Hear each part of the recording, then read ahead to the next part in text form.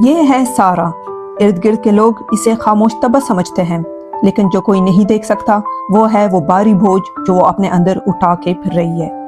یہ clinical depression کی کہانی اور بحالی کے سفر کی داستان ہے۔ کلینکل ڈپریشن یا طبی افسردگی صرف اداس محسوس کرنے یا خراب ہفتہ گزارنے کا نام نہیں، یہ ایک سنجیدہ طبی حالت ہے جو آپ کے احساسات، خیالات اور روزمرہ کی سرگرمیوں کو متاثر کرتی ہے۔ اگر اوپر دیے گئے احساسات 2 ہفتوں یا اس سے زیادہ برقرار رہیں تو مدد لینا ضروری ہے۔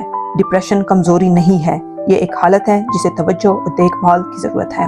ذہنی صحت کے بارے میں بڑھتی ہوئی آگاہی کے باوجود مدد لینے میں بدنامی ایک بڑی رکاوٹ بنی ہوئی ہے۔ بہت سے لوگ علاج یا دوا لینے پر شرمندگی محسوس کرتے ہیں، لیکن یاد رکھیں مدد لینا ایک مضبوطی کی علامت ہے، نہ کہ کمزوری۔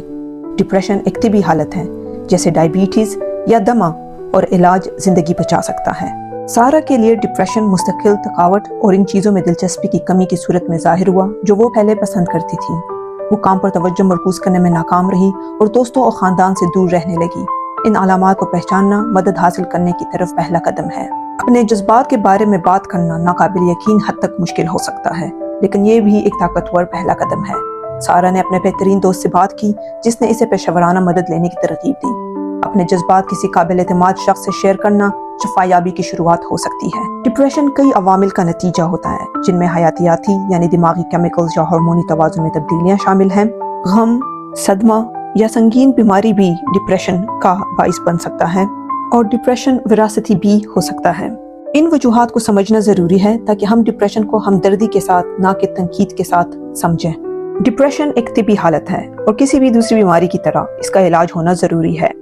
ڈاکٹر آپ کو سمجھنے میں مدد دے سکتا ہے کہ آپ کس مرحلے پر ہیں اور بہترین علاج تجویز کر سکتا ہے، چاہے وہ تھراپی ہو، دوا ہو یا دونوں کا مجموعہ۔ بدقسمتی سے ذہنی صحت کے لیے دوائیاں لینے پر اب بھی بدنامی موجود ہے۔ کئی لوگ فکر کرتے ہیں کہ دوائیاں انہیں بے حس یا ان پر انحصار کرنے والا بنا دیں گے۔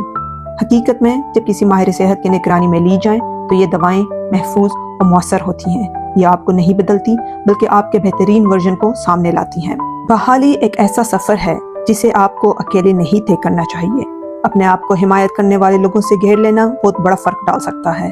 سارا کے لیے اپنے خاندان، دوستوں اور سپورٹ گروپس پر انحصار کرنے سے وہ کم تنہا محسوس کرنے لگی۔ ڈپریشن کا سامنا اکیلے نہ کریں، ایک مددگار حلقہ بنائیں۔ سائنسی تحقیق سے ثابت ہوا ہے کہ باقاعدہ جسمانی سرگرمی ڈپریشن کی علامات کو کم کر سکتی ہے۔ سارا نے پایا کہ چھوٹے چھوٹے واک یا آسان اسٹریچز نے بھی اس سے زیادہ کنٹرول میں محسوس کرنے میں مدد دی۔ ڈپریشن سے بحالی ایک سفر ہے، دوڑ نہیں۔ اس میں وقت، صبر اور کوشش درکار ہوتی ہے۔ سارا نے چھوٹی کامیابیوں کو منانا سیکھا اور وقت کے ساتھ یہ چھوٹے قدم بڑی تبدیلی میں تبدیل ہو گئے۔ اگر آپ یا آپ کا کوئی جاننے والا ڈپریشن سے لڑ رہا ہے تو زن سینٹر کی ویب سائٹ پر جائیں اور وسائل اور مدد حاصل کریں۔ مزید کہانیوں اور ذہنی صحت کی تجاویز کے لیے سبسکرائب کریں۔